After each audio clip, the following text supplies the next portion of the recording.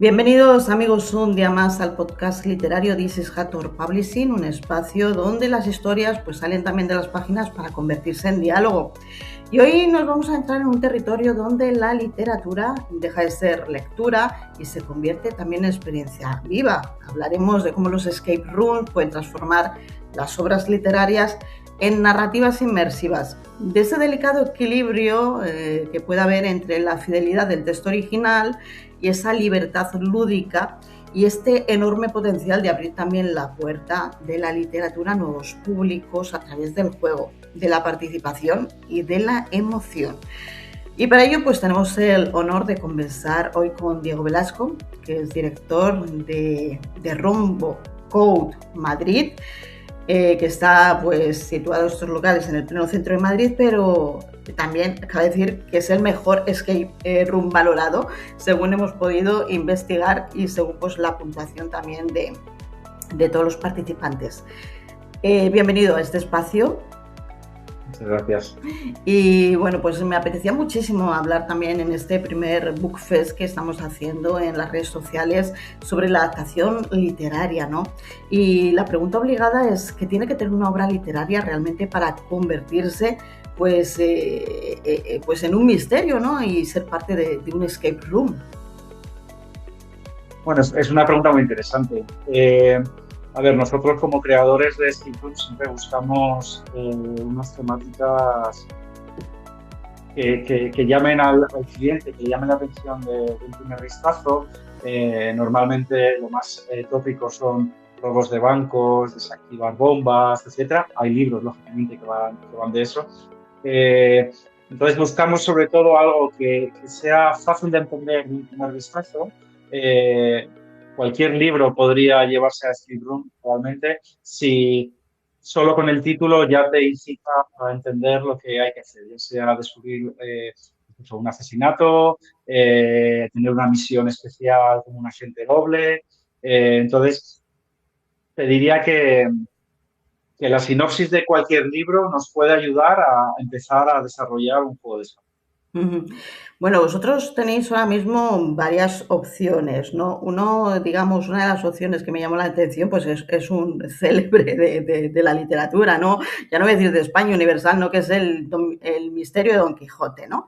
¿Qué os Exacto. atrajo realmente de Don Quijote para crear esta experiencia? Bueno, pues nosotros cuando nos lanzamos a crear esta empresa, en Madrid en Madrid y en España solo existía, en ese día solo existía una empresa de juegos de escape que acababa de nacer. Entonces, cuando nos reunimos para diseñar un poco lo que sería la experiencia, eh, lo que tenía más claro es que queríamos subir del juego que te decía antes, ¿no? De los tópicos de secuestros, bombas, asesinatos, etcétera. Y nos interesaba mucho enfocar la empresa y nuestras experiencias a temas culturales, a poder ser que hubieran pasado en Madrid o en España. Eh, Tener algo diferente, simplemente sabíamos que esta oferta de ocio iba a durar mucho en el tiempo, entonces esa decisión iba a ser clave para tener una identidad real. ¿Y por qué elegimos el Quijote? Fue nuestra primera opción, ha sido la primera sala que diseñé. Después de 11 años sigue siendo la más reservada. Eh, Quijote es que es universal, entonces es lo que más nos representa en España en general a nivel literario. Y cualquier persona que vea el título de la sala ya sabe por lo menos de qué va la temática, no hay que explicar mucho más. Entonces es muy llamativo tanto para el público nacional como incluso para el público internacional que viene a jugar. ¿Qué elementos crees que son los más importantes o que hay que sacrificar a la hora de vosotros diseñar pues este tipo también de experiencias con el público? Bueno, yo reconozco que yo no me he leído el Quijote entero. En el colegio, cuando nos obligaban o nos lo mandaban, pues hasta donde nos decían que era lo básico, hasta ahí llegábamos. Pero es cierto que para crear el juego, lógicamente tuvimos que hacer, bueno, otro día, pues una introspección otra vez en el libro y intentar destacar los elementos un poco más importantes y más llamativos que incluso alguien que no lo haya leído sabe que eso está en el libro. con las limitaciones que tiene hacerlo en un espacio físico, con una decoración lo más ajustada posible a aquella época, pero con una limitación de que la gente tiene que tocar, coger, eh, con lo cual la experiencia de un juego de escape es muy manipulativa y muy sensorial. Entonces, llevar todo lo que pudiéramos de aquella época y de lo más llamativo del libro juego ha sido que hicieron la parte un poco más complicada. Ujú. Supongo que este tipo también, supongo, digo, como vosotros también trabajáis, ¿no? Con centros escolares, centros educativos, Sí. suele atraer bastante la atención, a lo mejor de... Sí, sí, de hecho, nosotros hacemos muchos eventos de empresa, pero desde hace como 3 o 4 años se está hablando un poco, están adelantando los eventos concertados por los colegios. Muchas veces nos escriben directamente desde el Departamento de Literatura y Lengua de muchos coles porque les ha llamado la atención.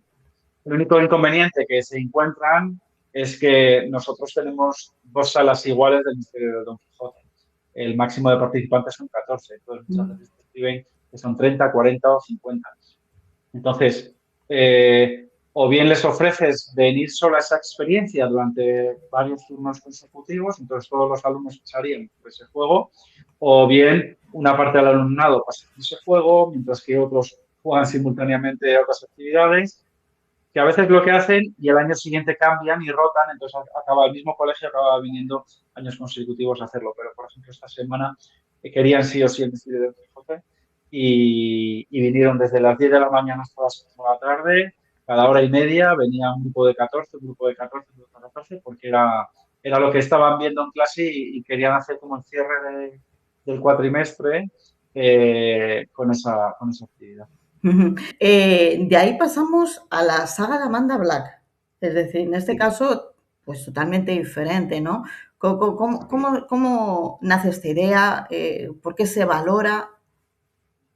Pues nosotros, como diseñamos nuestros propios juegos, damos siempre la posibilidad, tanto a empresas que quieran hacer un evento de empresa, pero customizando ciertas cosas de las que ya tenemos, con un branding suyo, con temática de su sector, también ofrecemos la posibilidad de crear juegos ad hoc desde cero.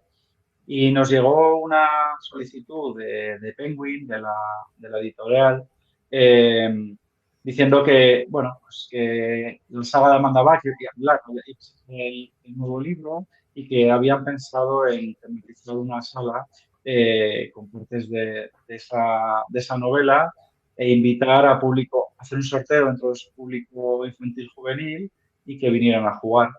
Y bueno, pues nos pusimos manos a la obra. Es cierto que crear un juego de cero es muy complicado y es un proceso muy largo. Entonces, al final lo que hicimos fue adaptar un juego dos juegos que teníamos, porque esta situación lo hicimos tanto en Barcelona como en Madrid. Tuvimos el juego durante una semana en vivo para ese tipo de público y lo que hicimos fue adaptar. Lógicamente me leí el libro, me leí tanto de saga, pues sí o sí, a mí me pilló que no había escuchado hablar de ello. Es cierto que cuando lees el primer libro es un escape room 100%, porque tiene misterio, tiene, bueno, no sé, tiene ese aura de tenerte en tensión, de giros, de que descubres, misiones. Entonces, nada más leer las primeras páginas y iba a ser relativamente sencillo para nosotros adaptar.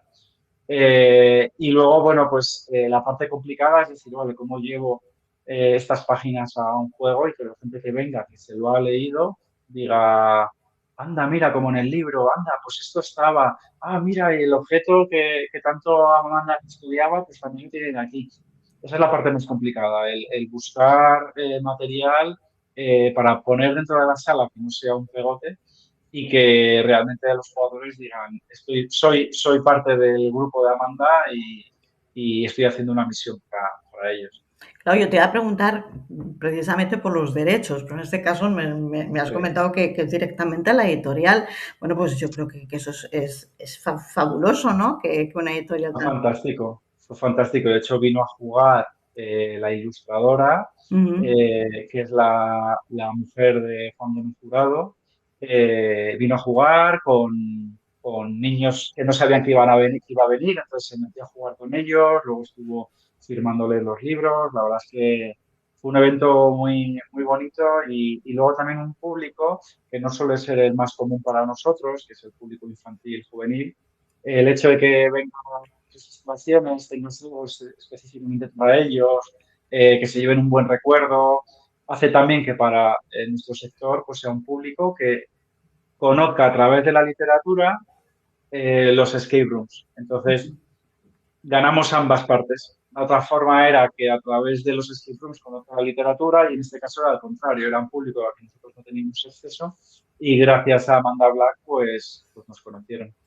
Estamos viendo que es una forma diferente de ofrecer una obra literaria, pero estábamos también quizás tan acostumbrados a Sherlock Holmes y de ahí como que nos salimos, ¿no? Entonces cuando vemos otras opciones diferentes, pues no deja de ser bastante interesante, bastante atractivo, ¿no? Sí, sí, lo que pasa es que es arriesgado también, fue arriesgado por nuestra parte. De hecho, nosotros, como curiosidad, cuando creamos el juego no se llamaba el Misterio de Don Quijote, se llamaba el Misterio del Capítulo 43. Mm. Eh, que realmente es la misión de este juego, versa sobre ello. Lo que pasa es que no, la gente no identificaba el misterio del capítulo 43, no sabía lo que iba. Entonces, tenía esa parte de sorpresa de que entraban a la sala o les contabas la misión justo antes de entrar y de repente les hablabas del Quijote y les sorprendía. Y decía, no sabía que era de esto. Luego es cierto que un poco por el boca a boca y por esa universalidad que tiene el Quijote, decidimos montar el juego el nombre porque realmente es mucho más, capta mucho más al consumidor porque lo ve y ya no tienes que... Es de los pocos juegos en los que no te tienes que meter en la web para saber de qué va. Claro. Sabes que el entorno y la automatización la tienes ya controlada simplemente. Bueno, una pregunta que a lo mejor es difícil de responder, ¿no? Si Miguel de Cervantes pudiera jugar al misterio de Don Quijote, ¿qué crees que diría al salir? ¿Podría salir? Quizás la primera pregunta. ¿Podría salir? Bueno, posiblemente no, porque nos hemos intentado ser fieles y todo lo que te encuentres pues tenga algo que ver con la época y con los libros, pero bueno, ya hay elementos modernos que lógicamente Cervantes no sabría utilizar, como puede ser alguna cerradura electrónica o bueno, algún sistema de sensores que está un poco oculto, que haciendo cierta opción dentro del juego con algo del libro te abre otra parte, entonces ahí estaría totalmente perdido, pensaría que los molinos y los gigantes volvería a traer su locura. Pero sí, hay ciertas cosas que lógicamente haría la primera porque están sacados de su imaginación. Pues, ¿hay algún tipo, digamos, de adaptación que tengas en mente, o no sé si de cara a un futuro, o que realmente os gustaría plantear y llevar también dentro de estas adaptaciones literarias? O que quizás por la complejidad os gustaría y no, como dices, que es bastante arriesgado, no se ha dado ese paso definitivo. Sí, sí.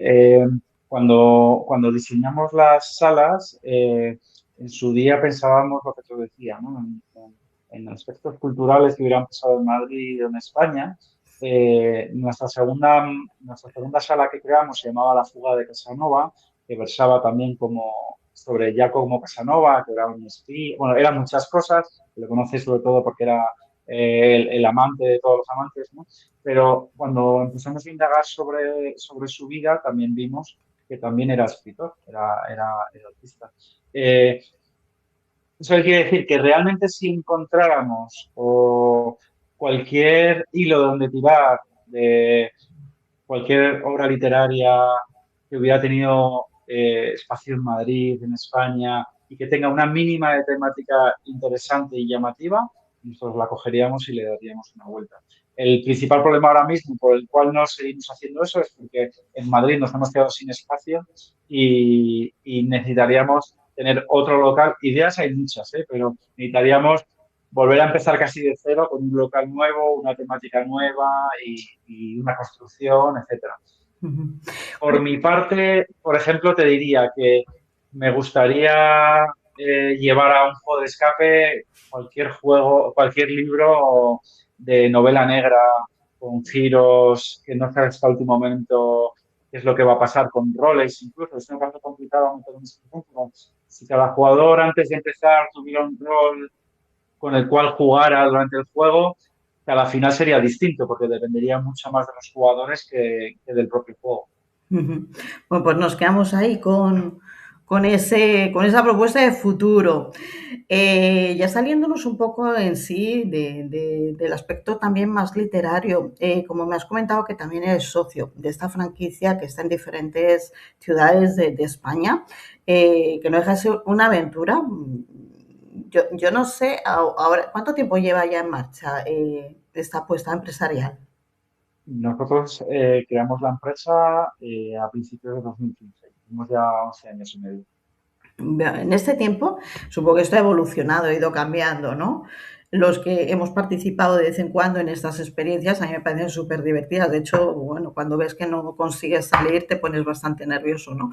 Pero ¿cuáles han sido los mayores desafíos a lo largo de todo este tiempo?